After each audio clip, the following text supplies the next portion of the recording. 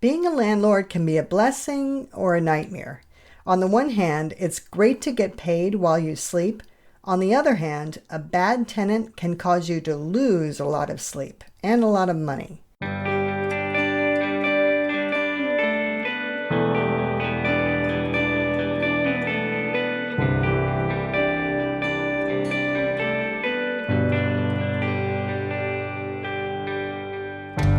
Welcome to Women's Wealth Canada. I'm Glory Gray.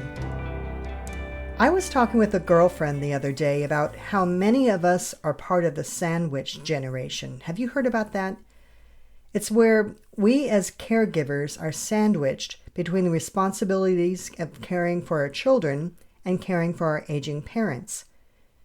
Generations before ours didn't face this as often because their parents didn't live as long. Perhaps you find yourself in this situation. Now, both of my parents are long gone, but my husband's parents and step-parents all live healthy, active lives. His mother lives full-time in a warm, tropical country, and she was recently considering moving back to Canada to be closer to family. When we were doing some research for her to help her with this decision, I came across some fun websites that I want to share with you. You'll find links to the websites in the episode notes on our website, womenswealth.ca. The first website is Expatistan. That's EXPATISTAN.com. If you go to their cost of living tab, you can input the city you currently live in and compare it to the city you're considering moving to. Could be anywhere in the world. If you're looking at a small town, you might have to input the nearest city. So for example, I compared Los Angeles, California to Victoria, British Columbia, and Los Angeles is 25% more expensive to live in than Victoria, British Columbia.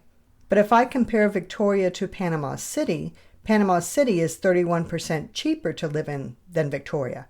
It's a fun tool to play with. The other website I want to share with you is numbeo.com. That's NUMBEO.com. Same thing, you can go to their cost of living tab and input the name of the city you want to research. It will come back with very detailed information on everything from the cost of bread to the cost of gas to housing. It posts it in the local currency so you can calculate your own exchange rate. So in this age of working from anywhere or retiring to anywhere, I hope you find these sites helpful.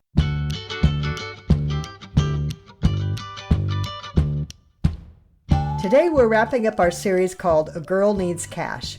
We've been talking about different streams of income you can create for yourself in retirement after you're no longer receiving a regular paycheck from your working years. You'll first need to know how much income you'll need to create for yourself, so you may want to revisit our episode on mindful spending plans and the 4% rule, which can be found in episode 2. Once you know how much income you need, you can start creating your streams of income in a sort of building blocks fashion. Your biggest blocks will be the first ones you put out. These include pensions from your employer and government benefits such as CPP and OAS.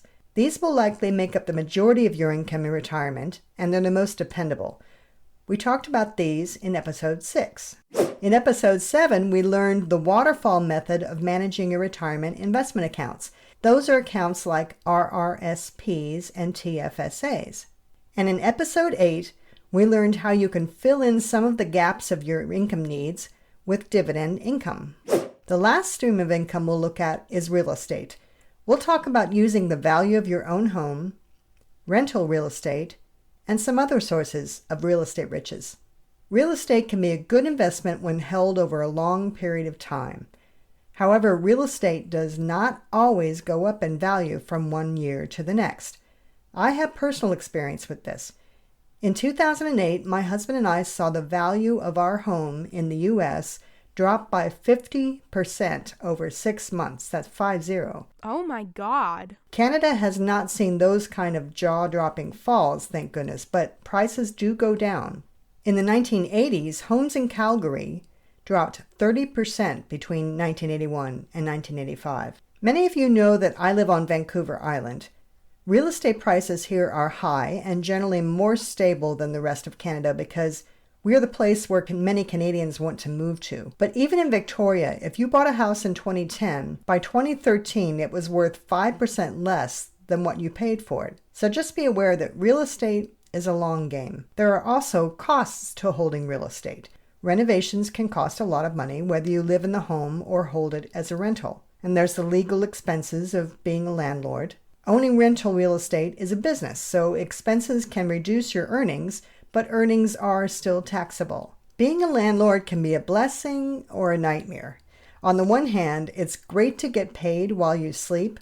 On the other hand, a bad tenant can cause you to lose a lot of sleep and a lot of money. A home is an asset, though, even if it's not quite as easy to get a stream of cash income from it. If you don't want to be a landlord and you don't have enough other sources of income, you can create a stream of income from your home by borrowing against it. You can open a home equity line of credit with your bank, or if you're over age 55, you can open what's called a reverse mortgage, which doesn't have to be repaid until you move out of the home or pass away. Keep in mind, though, that any borrowing against the value of your home will affect the amount of money you leave to your heirs.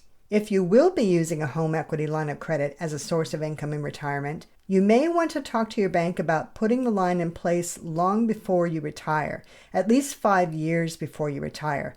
And the reason is you will need income in order to qualify for the line of credit. And there are sad stories everywhere of people with homes worth $3 million who were unable to obtain lines of credit because they applied for them after retirement. Banks are hesitant to provide them if they know your income is going to drop substantially when you retire.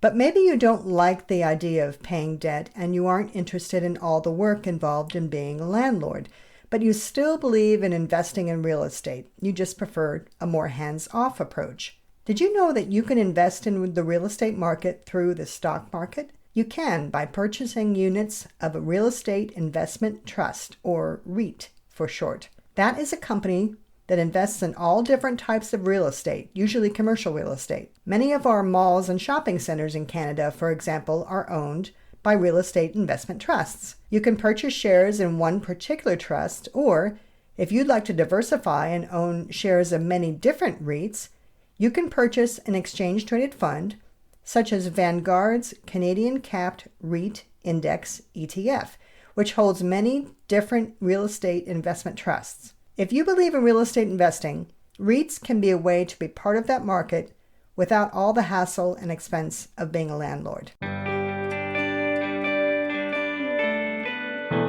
So that wraps up our series of A Girl Needs Cash. I hope this gives you a better idea of how you'll be able to pay yourself an income after you've finished working full-time. Next episode, we'll be joined by a special mystery guest. I'll give you a hint. If you've heard this podcast, you've heard his voice. I wonder who it could be. What is the one question you always wanted to know about money but were afraid to ask? Email us at hello@womenswealth.ca with your question, and we may feature your question in a future episode. Want to review this episode later in the text version? You'll find transcripts on our blog at womenswealthcanada.com. While you're there, sign up to get our email updates. You'll get every episode, exclusive bonus content, and free guides straight to your inbox every week. Until next time, this is Gloria Gray, your personal trainer for financial fitness, telling you to take charge of your finances, plan for the future, but most of all, enjoy today. And bye for now. This podcast is for informational purposes only and should not be construed as investment, tax, or legal advice. It is not an offer to sell or buy, or an endorsement, recommendation, or sponsorship of any entity or security cited. Mutual funds offered through Portfolio Strategies Corporation. Other products and services provided through Gloria Gray Wealth Solutions.